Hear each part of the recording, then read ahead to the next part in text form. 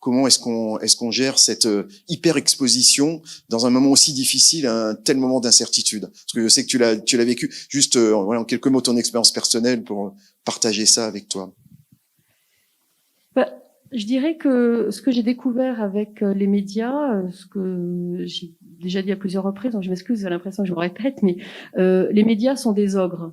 C'est-à-dire que plus on va leur donner à manger, et plus ils vont vouloir manger de l'expert. Donc il en faut toujours. Donc à un moment donné, on peut avoir la stratégie de se mettre en recul, de dire moi j'interviens plus, c'est terminé.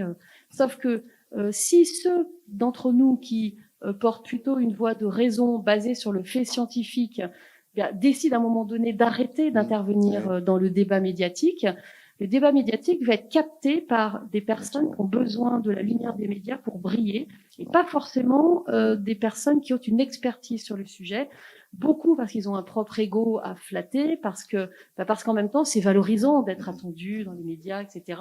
Et ceux qui ont du mal à prendre du recul par rapport à ça, vont capter le champ médiatique et peuvent être à l'origine justement des fausses informations, parce que le public et le public non averti, et ce qui était le cas de la majorité des personnes, en particulier au tout début de la crise, eh bien attendent des.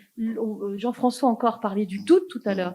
Le doute est insupportable quand on est dans une situation de non sachant, et quand on est dans une situation de grande anxiété. Donc ramener de la raison, de la science et du recul dans un débat, enfin même pas dans un débat, mais dans une phase un peu d'obscurantisme où on cherche une espèce de messie qui va nous apporter la solution, c'est vrai que c'est très difficile, mais je pense que ça fait aussi partie de nos missions de pédagogues, d'enseignants et de scientifiques.